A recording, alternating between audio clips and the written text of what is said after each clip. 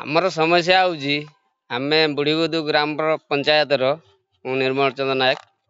ଆମର ବିରୋଧ କରିବାର ଏତିକି ଅଛି ଯେ ଆମେ ଆନନ୍ଦପୁରରେ ରହିବୁ। ଆମର ମନୋହରପୁର ଯିବାକୁ ଅସୁବିଧା ହେଉଛି, କାହିଁକି ରାସ୍ତାଘାଟର ଅସୁବିଧା, ପାହାଡ଼ ଯିବା ପାଇଁ ସୁବିଧା ନାହିଁ। ତେଣୁ ମନୋହରପୁରରେ ଆମେ ରହିବାକୁ ଇଚ୍ଛା କରୁନୁ।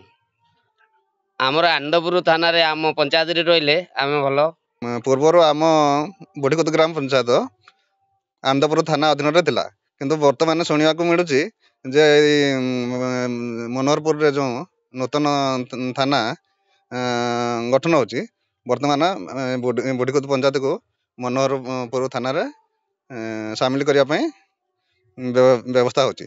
ତେଣୁକରି ଆମେ ବିରୋଧ କରୁଛୁ ଯେ ଆମର ବୁଢ଼ୀଗୁଦୁ ପଞ୍ଚାୟତ ଆନନ୍ଦପୁର ଥାନାରେ ହିଁ ରହୁ।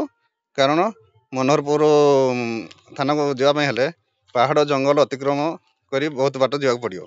ଏଠି ଗାଡ଼ି ଘୋଡ଼ାର ବି ସୁବିଧା ନାହିଁ। ଜଣେ ଲୋକ ଯଦି ଯାଏ ମନୋହରପୁରକୁ ଅଭିଯୋଗ କରିବା ପାଇଁ, ତାହେଲେ ସେ ବାଟରେ ବି ବହୁତ ଅସୁବିଧାର ସମ୍ମୁଖୀନ ହେବ। ଏପରିକି ତାକୁ ସେଠୁ ଯିବା ଆସିବା ପାଇଁ ତାକୁ 2 ଦିନ ସମୟ ଲାଗିଯିବ। ତେଣୁକରି ବୁଢ଼ୀଗୁଦୁ ପଞ୍ଚାୟତକୁ ଆନନ୍ଦପୁର ଥାନା ଅଧୀନରେ ରଖାଯାଉ। ଏଥିପାଇଁ ଆମେ ଅନୁରୋଧ କରୁଛୁ କି ଆପଣଙ୍କ ଜରିଆରେ ଆମେ ଜଣାଇବାକୁ ଚାହୁଁଛୁ କି କେଉଁଝର କଲେକ୍ଟର ଆଉ ସବ୍ କଲେକ୍ଟର ଆଉ SP ଆମର ଆପଣଙ୍କ ମାଧ୍ୟମରେ ଅନୁରୋଧ ଯେ ଆମ ଜିପିଟିକୁ ମନୋହରପୁର ଥାନା ଅଧୀନରେ ନ ଦେଇକି ଆନନ୍ଦପୁର ଥାନା ଅଧୀନରେ ରଖାଯାଉ। ଯେ ସେଇ ଆନନ୍ଦପୁର ଥାନା ହିଁ ଆନନ୍ଦପୁର ବୁଢ଼ୀଗୁଦୁ ପଞ୍ଚାୟତଟା ସେ ଆନନ୍ଦପୁର ଥାନାରେ ହିଁ ରହୁ।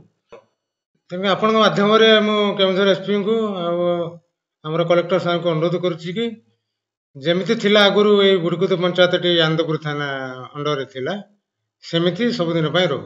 ସେଟା ଯେମିତି ଆଉ ସେ ମନୋହରପୁର ଟ୍ରାନ୍ସଫର ନ ହଉ।